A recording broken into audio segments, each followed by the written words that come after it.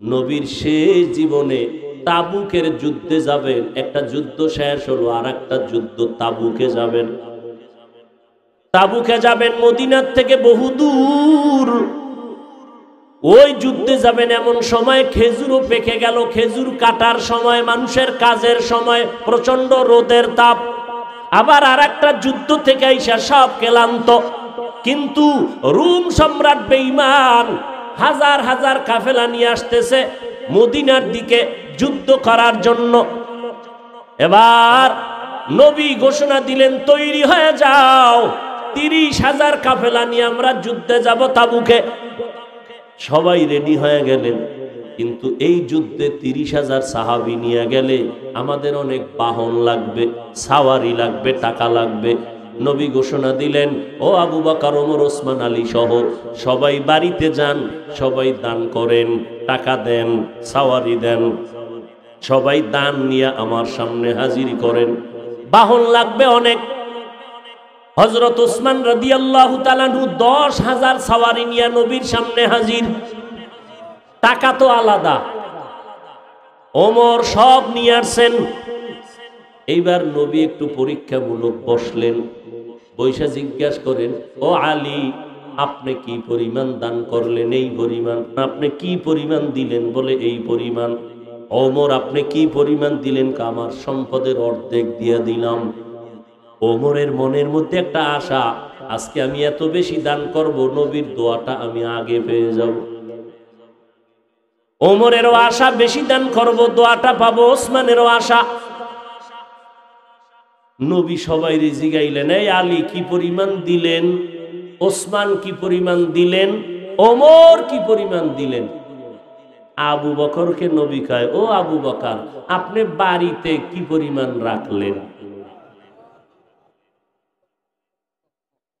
হযরত আলীকে বললেন, কি পরিমাণ নিয়ে আসছেন? ওসমানকে বললেন, কি পরিমাণ দান করেছেন? ওমরকে বললেন, কি পরিমাণ নিয়ে আসছেন?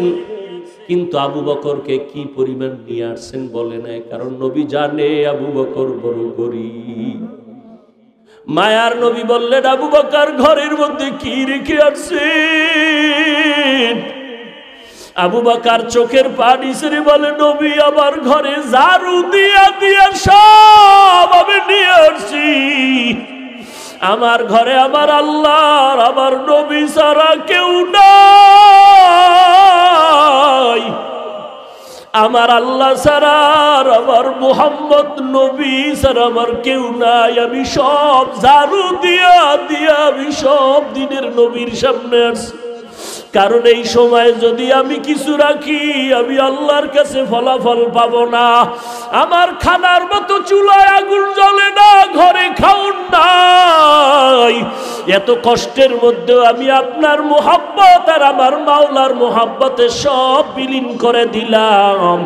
ও নবী, এখন আমার ঘরে আল্লাহ ছাড়া কেউ নাই। নবী বড় আশ্চর্য হয়ে গেলেন। আবু বকরের কথা শুনে ওমরের মাথাটা নত হয়ে গেল। আজকে বুঝি আমি বড় দোয়াটা পাইলাম না। আবু বকরের যেই পরিমাণ কোরবানি, ওই পরিমাণ কোরবানি তো আমি ওমর দিতে পারি নাই। ওসমানও মাথা নত করে ফেললেন। যদিও টাকা পয়সা বেশি দিয়েছি, আবু বকরের বেশি, কিন্তু আবু বকরের মতো কোরবানি তো দিতে পারলাম না। নবীও পেরেশান। হঠাৎ করে জিবরাইল এসে হাজির। জিবরাইল আমিন এসে আমার নবীর সালাম দিয়ে কয়, নবী, আমার আল্লাহ প্রতিদিন আপনাকে সালাম জানায়।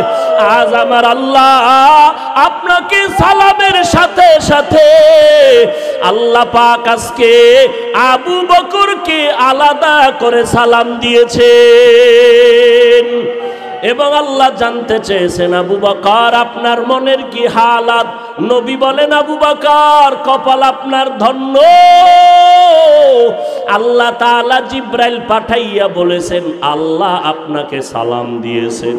আবু বকর কান্না করে করে পাগলের মতো, আবু বকর আপনার মনের কি হালাত আল্লাহ জানতে চেয়েছেন।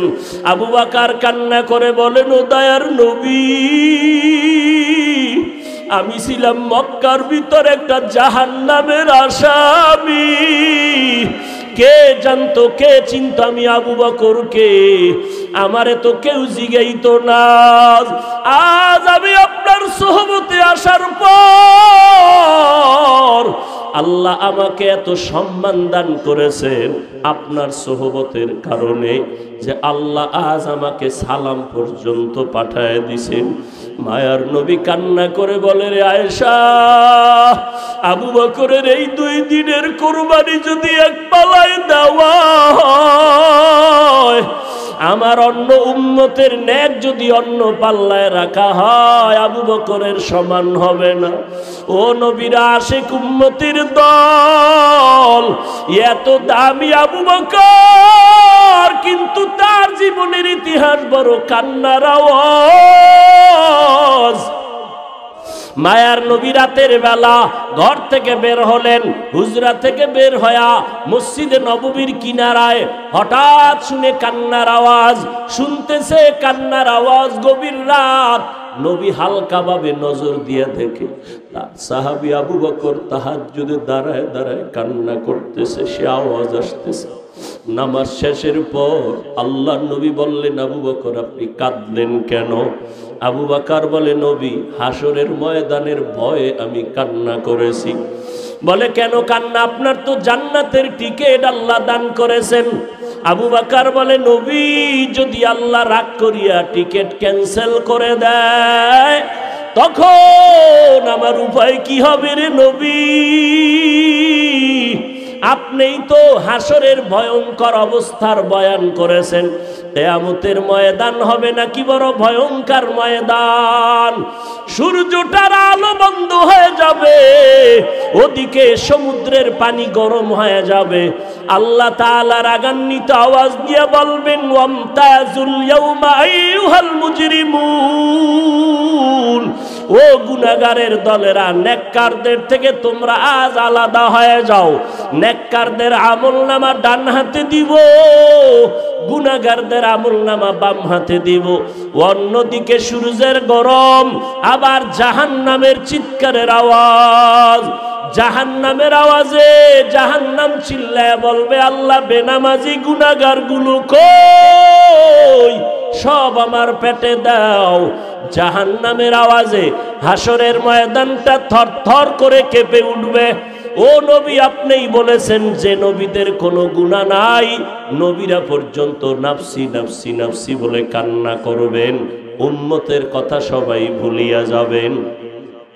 ও মায়ার নবী, ওই সময় কঠিন এক হালাত, কান্না করে করে মানুষের চোখের পানি শেষ হয়ে যাবে, রক্ত পড়া শুরু হয়ে যাবে। ও নবী, আপনি হাসরের ময়দানের ভয়ঙ্কর অবস্থার কথা বলেছেন। আম্মা জান আয়েশা বলেন, আমি দেখি আমার মায়ার নবী একদিন আমার হুজরায় বসে গুনগুন করে কান্না করেন। আমি বললাম, নবী কেন কাঁদেন? বলে, আয়েশা, হাসরের ময়দানের ভয়ঙ্কর আযাবের কথা মনে পড়েছে, কান্না করি। কেমন আযাব হবে আয়েশা জানোনি? নবীদের কোনো গুনাহ নাই, তারা নাফসি নাফসি বলে কাঁদবেন, উম্মতের কথা ভুলিয়া বলবে, আল্লাহ আমাকে বাঁচাও, আমাকে বাঁচাও। মূসা নবী কাঁদবেন, আল্লাহ আমাকে বাঁচাও। ঈসা নবী কাঁদবেন, আল্লাহ আমাকে বাঁচাও। আপন আপন বলতে কেউ ওই সময় আপন হয়ে যাবে না। আল্লাহর নবীর এই কান্না দেখে আম্মা জান আয়েশা বলেন, আমি আমার নবীকে প্রশ্ন করলাম, নবী, সমস্ত নবীরা নাফসি নাফসি বলে যদি কান্না করে, আপনি তো দোজাহানের সরদার, আপনি তখন কি করবেন? নবী বলেন, আয়েশা, আমি তখন সহ্য করতে না পারিয়া আমি সাথে সাথে আমি মাওলার দরবারে মাকামে মাহমুদে সিজদায় পড়ে কাঁদবো। একবারও বলবো না আমাকে বাঁচাও, আমি শুধু বলবো, আল্লাহ আমার উম্মতের বাঁচাও, আমার গুনাহগার উম্মত গুলো বাঁচাও। একটা উম্মত যেন জাহান্নামে না যায়, জাহান্নামে গেলে আমি জান্নাতের ময়দানে যাব না। আম্মা জান আয়েশা বলেন, নবী তখন কি হবে? আম্মা জানের জবাবে নবী বলেন, আয়েশা আমার কান্না দেখে আল্লাহ দয়া করে বলবে নবী আপনি কাঁদবেন না, মাথা উঁচু করেন, আর আপনার উম্মতগুলো ধরে ধরে জান্নাতের ময়দানের দিকে নিয়ে যান। এই ভয় এর নাম খশিয়া, সামনে যে ভয় করবে এর নাম তাকওয়া। এই তাকওয়া অর্জন করার জন্য অন্যের কাছে যেতে হবে। অন্যকে বলে আরিফিন, যারা আল্লাহরে চিনে, যারা আল্লাহকে চিনে। আল্লাহকে চিনার নাম মারেফত, আল্লাহকে চিনার নাম মারেফত। এখন কেউ যদি বলে মারেফত বলতে কিছু নাই, আমি বলবো হযরতে কোরআন বুঝে নাই। এবার দলিল নাও, মারেফতের জন্যই আল্লাহ মানুষ বানাইছেন। তুমি বলো মারেফত বলতে কিছু নাই, আর আমি চ্যালেঞ্জ দিয়ে বলছি আল্লাহ মানুষ বানাইছেন মারেফত অর্জন করার জন্যই, আর কোনো কাম নাই। মানুষ দুনিয়াতে আল্লাহ পাঠাবার একটাই কারণ, মারেফত অর্জন করো। মারেফত মানে পরিচয় লাভ করা। যে পরিচয় লাভ করে সে আরেফ। এক বচন বহু বচনে আরেফিন। দলিল নাও, আল্লাহ বলেন ওয়ামা খালাকতুল জিন্না ওয়াল ইনসা ইল্লা লিয়াবুদুন। ওলামায়ে কেরাম আছেন, মোবাইল জাগো আছে, বাংলা তাফসীর গুলো ডাউনলোড করো। এই আয়াতের ব্যাখ্যায় দেখো, অধিকাংশ তাফসীর কারকরা লিখছেন লিয়াবুদুনের ব্যাখ্যা হলো লিয়ারিফুন। আল্লাহ ইবাদতের জন্য বানাইছেন, মূলত আল্লাহর মারেফতের জন্য আমাদের বানাইছেন। আল্লাহর পরিচয় নাও, আসমানের দিকে তাকায় আল্লাহর পরিচয় নাও, জমিনের দিকে তাকায় আল্লাহর পরিচয় লাভ করো। কেন? যে যাকে চিনে না সে তাকে মানে না, যে যাকে চিনে সে তাকে মানার মতো মানে। এত বয়ানের পরেও কেন আপনার দাড়ির জন্য বয়ান দিতে হয়?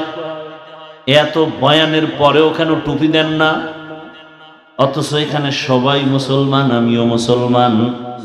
আপনার আল্লাহ আমার আল্লাহ এক, আপনার নবী আমার নবী এক, না আলাদা? আপনার ধর্ম আমার ধর্ম এক, আপনার কালেমা আমার কালেমা।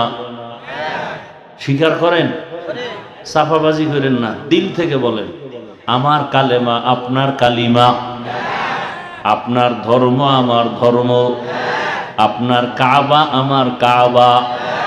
আপনি আমি দুনিয়াতে আসছি সিস্টেমও না, আপনারা লুঙ্গি পরে আসছেন।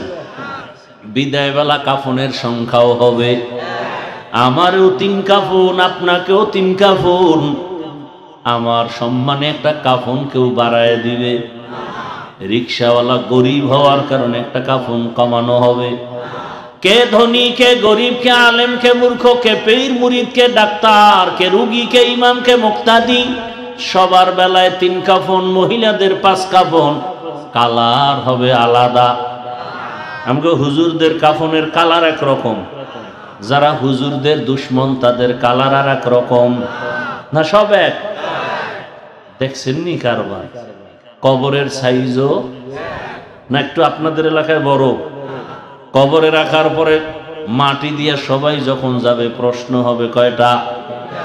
আমাদের প্রশ্ন একরকম, আপনাদেরটা আর এক রকম। না এক? আল্লাহ এক, নবী এক, কোরআন এক, কাবা এক, ধর্ম এক, কালেমা এক, দুনিয়াতে আসা এক, কবর এক, প্রশ্ন এক, কাফন এক, কালার এক। তাহলে আপনাকে বয়ান করব কেন? আপনি তো আল্লাহ চিনেন, নবী চিনেন, কোরআন বুঝেন, হাদিস বুঝেন, কিয়ামত বুঝেন। বয়ান তো তাদেরকে করব যারা আখিরাত বুঝে না, আল্লাহ চিনে না, নবী চিনে না। হিন্দুদের করব, বৌদ্ধদের বয়ান করব, ইহুদি খ্রিস্টানকে করব। অথচ হালাত এত দুর্বল।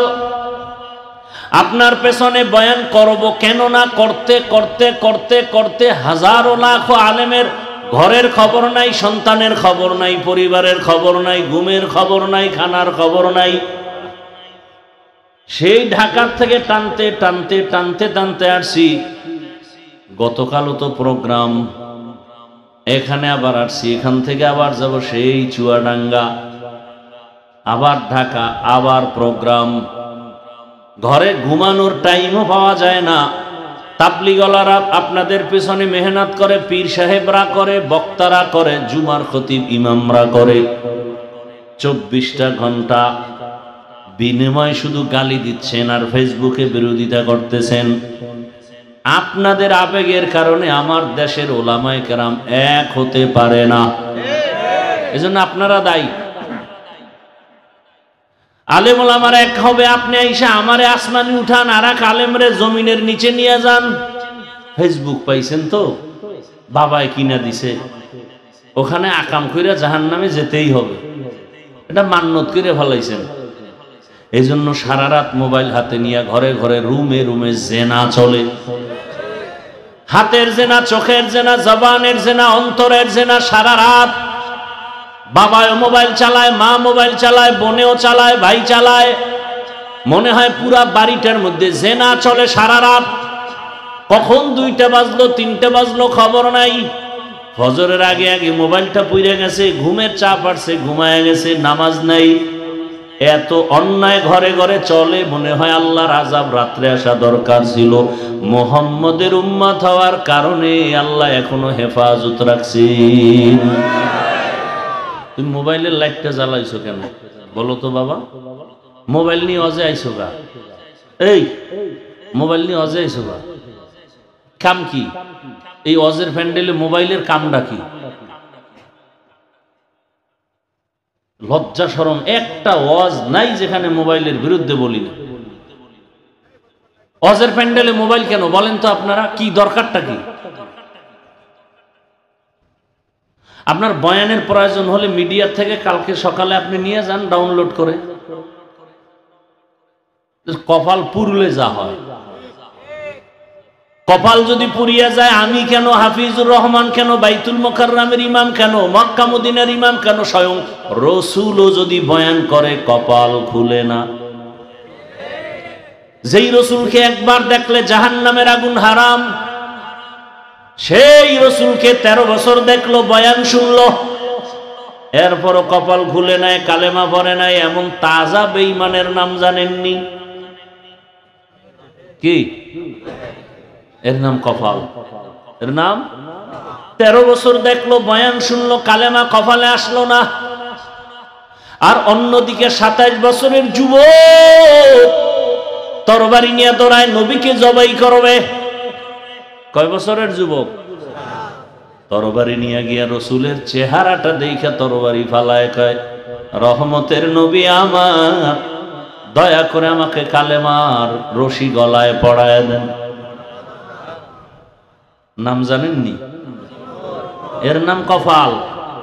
13 বছর বয়ান শুনছে, কালেমা পড়ে না। আর রসুলকে জবাই করতে সে কালেমাওয়ালা হয়ে গেল, এর নাম কপাল। ওরে যারা ওয়াজে আসতে পারে না, ওরা একা কপাল ভরা। আর একদল ওয়াজের নাম দিয়ে আইসাও ঢুকতে পারে না, মার্কেটে ঘুরে কবিরা গুনাহ করে, ওরা আর এক কপাল ভরা। আর একদল প্যান্ডেলে আসিয়াও কলবের দরজা বন্ধ রাখছে, সামনে মোবাইল খোলা, বয়ান সব মোবাইলে ঢুকে, কলবের ভিতরে কোনো বয়ান ঢুকে না। ও বুঝেও না, এমন কপাল খারাপ যে বুঝেও না কলব কি জিনিস, বোঝারও মেধা নাই। ভেবে চিন্তা করে এটি কি কয়, কলব কি? আবার কলব কি? जिंदगी में बंदगी तू करना है, जिंदगी में बंदगी तू करना है, जिंदगी बे बंदगी शर्मिंदा है, जिंदगी बे बंदगी शर्मिंदा है।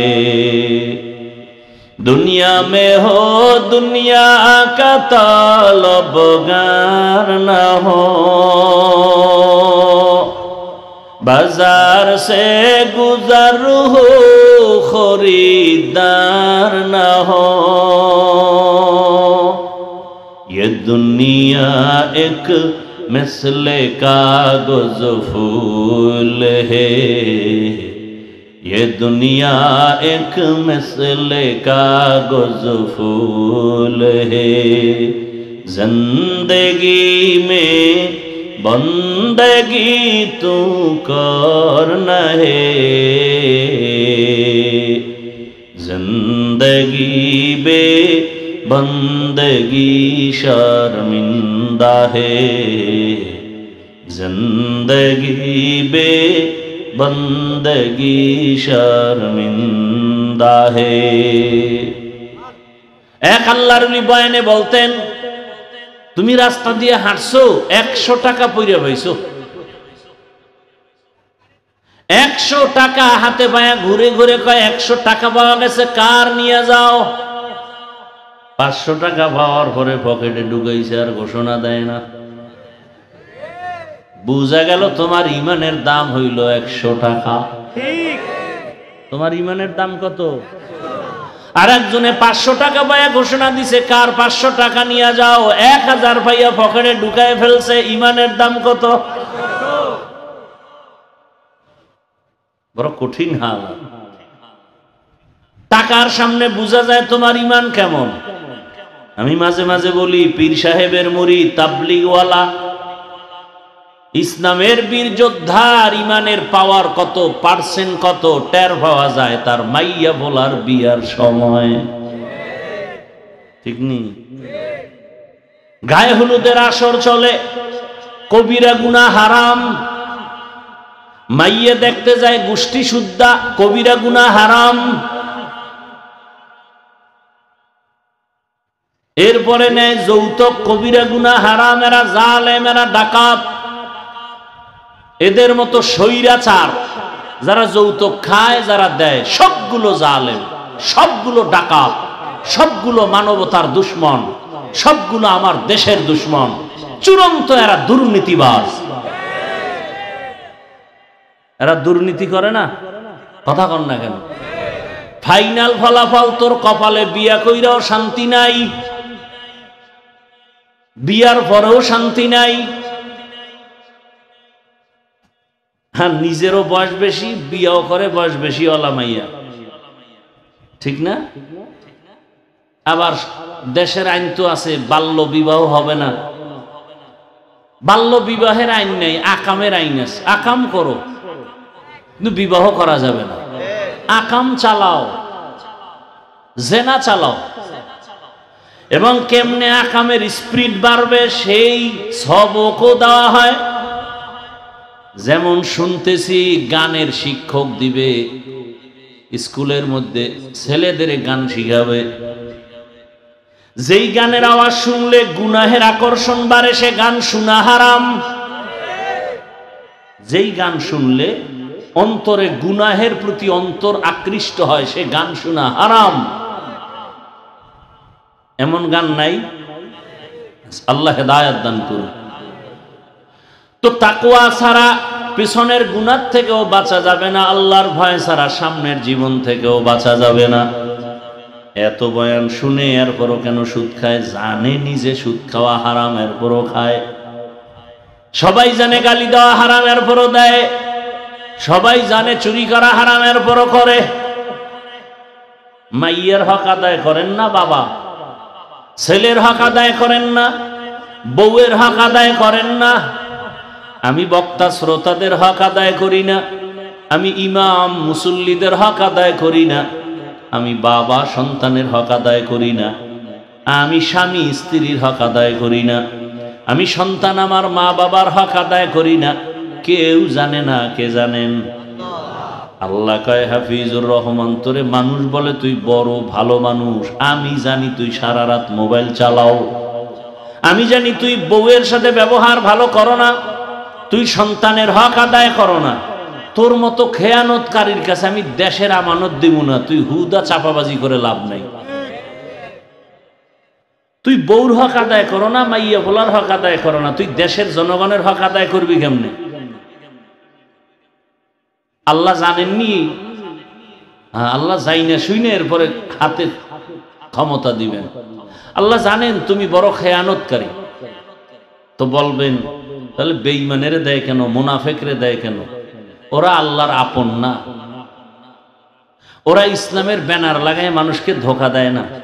ওরা মুখেই বলে আমরা আব্রাহাম লিঙ্কনের গোলাম, আমরা গণতন্ত্রের গোলাম, আমরা গণতন্ত্র কুফরি মতবাদ কায়েম করব, ফাঁকে ফাঁকে হুজুরগো দোয়া নিব। আর আমগো কিছু দোয়া দেওয়ার না, হুজুরও আলাদা আছে, হাদিয়া পাইলে আলাদা দোয়া দেয়। কি হুজুরও আলাদা আছে না? আছে। বাকি আমরা ইসলাম কায়েম করবে কথা বলি না, আমরা তো মূলেই আব্রাহাম লিঙ্কনের গোলামি করি, গণতন্ত্রের ফেরিওয়ালা। এরা তো স্পষ্ট। কিন্তু আমি যদি মদিনার লেবাস লাগাইয়া যদি আমার অন্তরের মধ্যে থাকে ঝামেলা, কেউ জানেন না, আমার আল্লাহ জানেন। ভালো করে মনে রাখবেন, যেই মানুষটার মধ্যে আল্লাহর ভয় নাই, তাকওয়া নাই, এর হাতে আল্লাহ পাক ইসলামের আমানত দিবেন না। বরং বেঈমানের ক্ষমতায় উঠায় আল্লাহ আইন করে দিছেন, এই মুসলমানের ফিডা জনমের মতো মার দে। আল্লাহর আইন, কোরআনের আইন। মানুষ আল্লাহর বান্দা মুমিন যখন মানুষের গোলাম হবে আল্লাহর গোলামি বাদ দিয়া, তখন আল্লাহর আইন হলো বেঈমানের হাতে ক্ষমতা দিয়া বলবে মুসলমানের শাস্তি দাও। এটা আল্লাহর আইন। দেশে এত ঝামেলা কেন? মাদ্রাসা বেশি, আলেম ওলামা বেশি, পীর বেশি, মসজিদ বেশি, ইমাম বেশি, মুসল্লি বেশি, এরপর এত ঝামেলা কেন? সব দোষ আওয়ামী লীগ আর বিএনপির না? আঙ্গুলের টিপটা যখন দেন তখন হুশ থাকে না? ভোর রাত্রে হাদিয়ার বস্তা পাইছেন না? আর কোন যে ফুলের মতো পবিত্র আমাকে সমাজটারে পবিত্র বানায় দেন। ভালো করে মনে রাখবেন, রসুলের আদর্শ ছাড়াই জমিনকে পাক করার কোনো মেডিসিন নেই। জমিনকে পাক করা, সমাজকে পবিত্র করা, রাষ্ট্রকে পবিত্র করার একমাত্র মেডিসিন ইসলাম। আপনার মানতে একটু কষ্ট হয় না? জুতার বাড়ি খাইতে খাইতে মরবেন, শান্তি পাবেন না। আল্লাহর কসম, ইসলাম ছাড়া শান্তির কোনো পথ নেই। চাপাবাজি হবে, শান্তি হবে না। শান্তির একমাত্র ঠিকানার নাম ইসলাম। এবং ইসলাম পবিত্র, যাদের দিল পবিত্র, চোখ পবিত্র, এদের দ্বারা সমাজ পবিত্র হবে। আর যেই লোকটা নাপাক, ওর আদর্শ নাপাক, ওর চোখ নাপাক, ওর দিমাগ নাপাক, এর যদি বলেন সমাজটারে পাক কইরা দাও, হবে? কয় ওর দিমাগ নাপাক কেন? কয় 3 বেলা খাইয়া টানে বিড়ি, এর উপরে গাঞ্জা, আরো আপডেট হয়ে গেছে টানে মদ। এরকম লোক নাই দুনিয়া। কথা বলেন না কেন? খায় সুদ। আল্লাহ কয় রেডি থাক, আমি যুদ্ধ করব। কত বড় আল্লাহর দুশ্মন! এরে বানাইবেন ধর্মের দায়িত্বশীল। এটা কেমন হইব? কয় শিয়ালের হাতে মুরগি দিলে যা হবে তাই। কি আমার লঙ্গিতে লাগছে গোবর, কি লাগছে? কথা বলেন না কেন? পাক না না পাক? পাক করতে হলে কি লাগবে বলেন? পানি। এখন অচেনা পথ, আমি পানি পাই না, খুঁজতে খুঁজতে ঘাম। একজনে একাই, আরে ভাই এত পেরেশান কেন? পানি তো নিজের কাছেই আছে। আছে না? নাম কি? এখন চিন্তা করে একেবারে তো খারাপও না, কথাটা সুন্দর। তাহলে যেহেতু পানি পাই না, অতএব তাহলে প্রস্রাব দিয়া গোবরের নাপাকটা ধুইয়া ফেলি। আপনার আকল কি বলে? পাক হয়ে যাবে না নাপাক আরো ছড়াবে? গোবরের নাপাক প্রস্রাব দিয়ে ধুইতে গেলে যেমন নাপাক আরো ছড়ায়। যার অন্তর নাপাক, যার দিমাগ নাপাক, সুদ ঘুষ খায়, মদ পান করে, বেপরদা, জেনা, এরে যদি বলি সমাজটারে পাক করো, আল্লাহর কসম পাক হবে না, বরং সমাজ আরো দুর্নীতিগ্রস্ত, ক্যান্সারগ্রস্ত, নাপাক হয়ে যাবে। এই ঠিকটা আগামী রোজার 1 তারিখ পর্যন্ত থাকবে নি? এই ঠিক, হ্যাঁ, রোজার 1 তারিখ পর্যন্ত ঠিক থাকবে তোমার আঙ্গুলের টিপের দাম কত, তুমি আজে বাজে জায়গায় দাও কেন? এই টিপটার বহুমূল্য, পৃথিবীর কেউ আমার এই টিপের সাথে অ্যাডজাস্ট হতে পারবে না, জায়গা মতো দাও। এমন একজনকে টিপ দাও যে তোমার টিপের কারণে সে সমাজকে পাক করবে। এমন কাউকে টিপ দিও না যে তোমার টিপের পাওয়ার পাইয়া মানুষের পাথর দিয়ে মারবে। তোমার আঙ্গুলের টিপের ক্ষমতা বলে আমার বোনকে ধর্ষণ করবে, আমার ব্যবসায়ী গলায় ছুরি চালাবে, এমন কোন ব্যক্তিকে টিপ দিয়া সমর্থন দিও না, সহযোগিতা করিও না।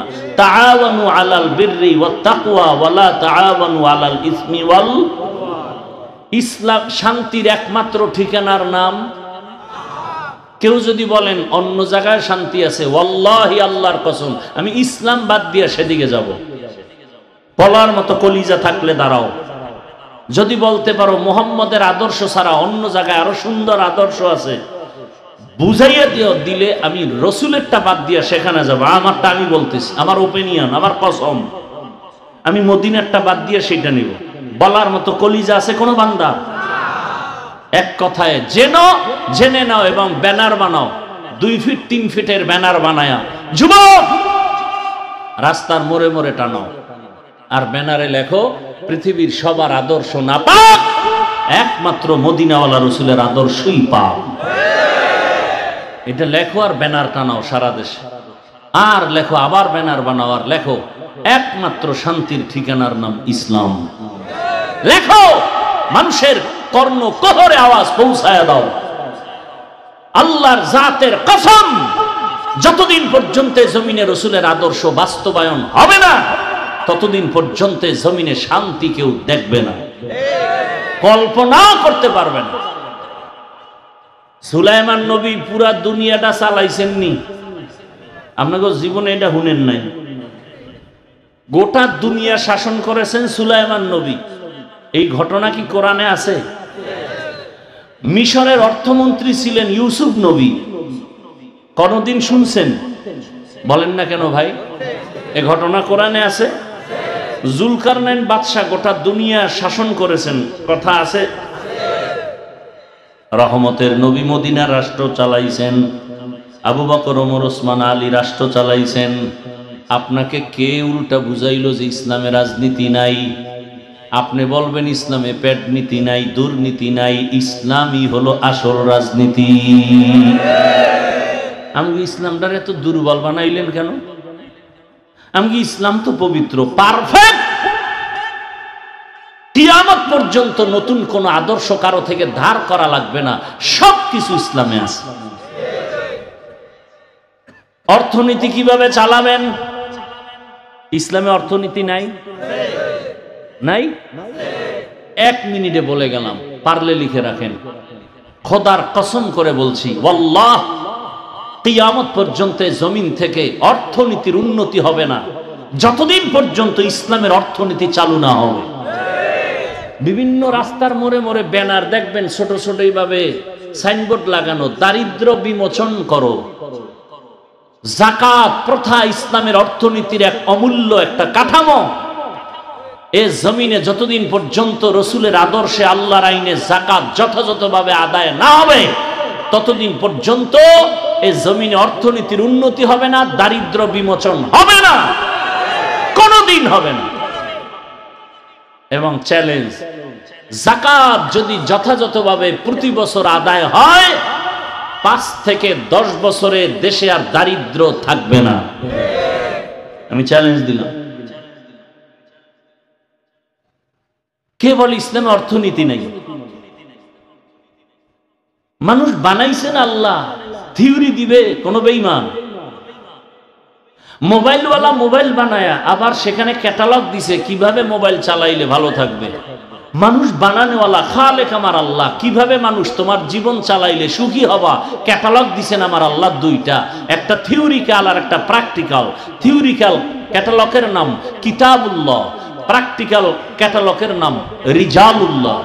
আল্লাহর কিতাব, আল্লাহর সিলেকশন করা বান্দা ব্যক্তি, সমস্ত কিতাবের শ্রেষ্ঠ কিতাব কোরআনুল কারীম, সমস্ত সিলেকশন করা ব্যক্তিদের শ্রেষ্ঠ ব্যক্তি রহমাতুল্লিল আলামিন। আচ্ছা, এবার নগদ কিছু উদাহরণ দিয়ে নেমে যাই। নগদ উদাহরণ, আমরা যারা রসুলের আদর্শে টুপি পরেছি, দাড়ি রাখছি, নামাজ পড়ি, পর্দা করি, হালাল খাই, মহামারী করোনায় আমাদেরকে ধাক্কা দিয়ে ফেলতে পারে নাই। হেফাজত করেছেন কে? আল্লাহ। চোখের সামনে আঙ্গুল দিয়ে দেখায় গেলাম, স্কুল বন্ধ, কলেজ বন্ধ, চাকরি বন্ধ, ফ্যাক্টরি বন্ধ, গাড়ি বন্ধ, দোকান বন্ধ, সব বন্ধ। মহামারী করোনায় কোরআনের একটা মাদ্রাসাও বন্ধ হয় নাই, একজন হুজুরেও না খাইয়া মরে নাই।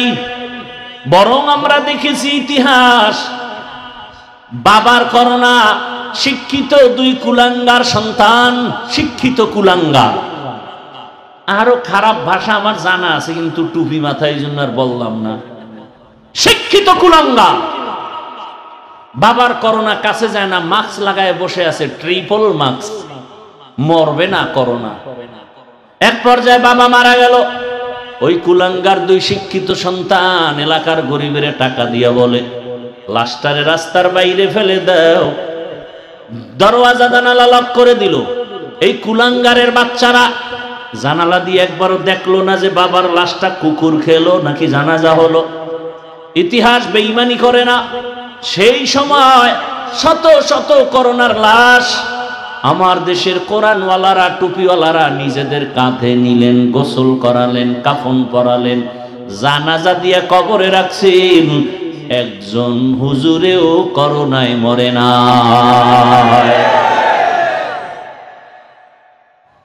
সম্মানকে দিছেন? চেয়ারম্যানের চেয়ার নাই, এমপির চেয়ার নাই, আর আল্লাহ কোরআনওয়ালাদের যে চেয়ার দিছেন, চেয়ারের কোনো মেয়াদি নাই। কে দিছেন?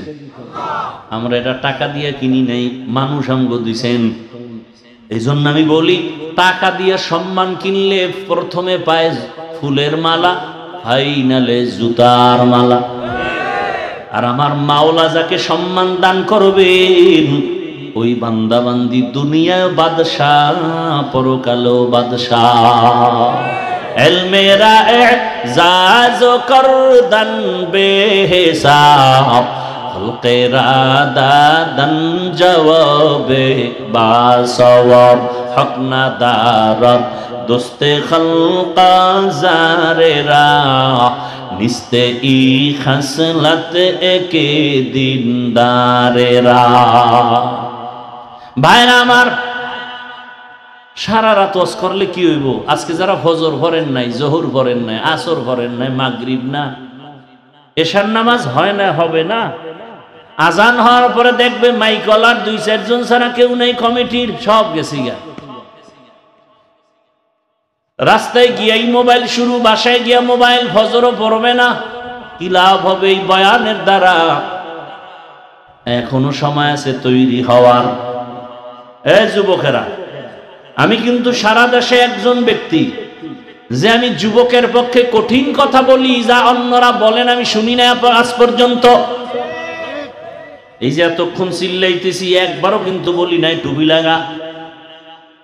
বলছি? একবারও বলি না আমার মতো হুজুর হও। বরং আমি বিরুদ্ধে বলি হুজুর হইও না, কারণ আমগো দেশে এই পরিমাণ হুজুর, জায়গা নাই, মাদ্রাসায় ভর্তির ফর্মই নাই, বেতাল অবস্থা। বরং আমি তোমাকে সাহস দিয়ে এবং দিল থেকে দোয়া করি, তুমি স্কুলে পড়ো, কলেজে পড়ো, চাকরি করো, ব্যবসা করো, ডাক্তার হও, ইঞ্জিনিয়ার হও, প্রফেসর হও, এমপি হও, মন্ত্রী হও, চেয়ারম্যান, মেম্বার হও, ওসিডিসি, এসপি হও। ছোট্ট একটা দাবি, অনুরোধ, বেয়াদব হবা না। কি হবা না? ডাক্তার হও কথাটার যেমন গুরুত্ব, ঠিক বেয়াদব হবা না কথার সেই গুরুত্ব। তোমার কাছে না থাকে না থাক, আমার কথা সেই পরিমাণ ওজন। বরং তুমি ডাক্তার হও কথার যেই পরিমাণ ওজন, এর থেকে 1000 কোটি গুণ ওজন নিয়ে আমি বলতেছি বেয়াদব হবা না। তাহলে তোর মরণের আগে জিন্দেগি পঙ্গু, লিখে রাখ। যদি মিথ্যা বলে যাই, আমি মরে গেলে কবরে গিয়ে জুতা মারবি, আমার কথা যদি মিথ্যা হয়, আমার কবরে জুতা মারবি, লিখে রাখ। যদি বেয়াদবি করে ডাক্তার হও, তাসলিমা নাসরিনের পরিণাম ফল ভুগতে হবে, লিখে রাখ।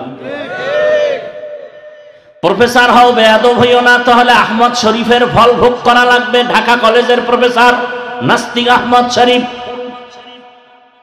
খবরদার। ডাক্তার হও, ইঞ্জিনিয়ার হও, বেয়াদব হইও না। বলতে পারো হাফিজ ভাই এত কঠিন কথা কেন, বেয়াদব হব না কথার ব্যাখ্যা কি? 3 জায়গায় বেয়াদবি করবা না। প্রথম মা বাবা, দ্বিতীয় শিক্ষক, তৃতীয় ওলামায়ে কেরাম। খোদার কসম এই 3 জায়গায় বেয়াদবি করবি, মরার আগে পঙ্গু হয়ে বিছানায় কাঁদবি, মনে রাখিস। মা বাবার বরদোয়া যদি লেগেই যায় তোর কপাল শেষ। হাত উঠে বলা লাগবে না আল্লাহ আমার সন্তানটারে ধ্বংস করো, বলা লাগবে না। খালি তোর আচরণে মা কষ্ট পায়, বলছে আহ, একটা নিঃশ্বাস তোর ধ্বংসের জন্য যথেষ্ট। বহু রাস্তায় পাগল দেখি উলঙ্গ, কিন্তু ইংলিশে কথা বলে। যুবকরা কোনোদিন দেখছো পাগল কিন্তু ইংলিশে কথা কয়? ওরা কি আলাদা ইংলিশ শিখছে পাগল হইয়া? ভালো ছাত্র ছিল, বেয়াদবি করে পাগল হয়ে গেছে, ভালো করে বুঝো। ভালো ছাত্র ছিল মাদ্রাসার, বেয়াদবির কারণে পাগল হয়ে গেছে, আরবিতে কথা বলে। অতএব অনুরোধ করি বাবা, মা বাবার সাথে বেয়াদবি করবা না, শিক্ষকের সাথে করবা না, ওলামায়ে কেরামের সাথে বেয়াদবি করবা না। করলেই মরার আগে তোমার জিন্দেগি বরবাদ। ডাক্তার হলেও জিন্দেগি আর সফল হবে না, ইঞ্জিনিয়ার হলেও আর সফলতার চেহারা দেখবা না। আর যদি দোয়া নিয়া, মা বাবার দোয়া, শিক্ষকের দোয়া, ওলামায়ে কেরামের দোয়া নিয়া ডাক্তার হও, তাহলে নোয়াপাড়া না পুরা বাংলাদেশের মানুষ তোমাকে চিনবে, সম্মানের নজরে মাথায় রাখবে। এরকম ডাক্তার আমগো দেশে কি নাই? অভাব নাই। অতএব মা বাবার দোয়া নিয়ে আগাও, শিক্ষকের দোয়া নিয়ে আগাও, ওলামায়ে কেরামের পরামর্শ নিয়ে আগাও। পিছনের গুনাহ থেকে তওবা করো, সামনের গুনাহ থেকে ওলামায়ে কেরামদের সাথে সম্পর্ক নিয়ে সামনে আগাও, গুনাহ থেকে নিজেরে বাঁচাও। নাম্বার শেষ। তোমার মতো যুবক, এবার উদাহরণ বাস্তব, তোমার মতো যুবক স্কুলে পড়ে, কলেজে পড়ে, চাকরি করে, ব্যবসা করে, 5 ওয়াক্ত নামাজি নাই।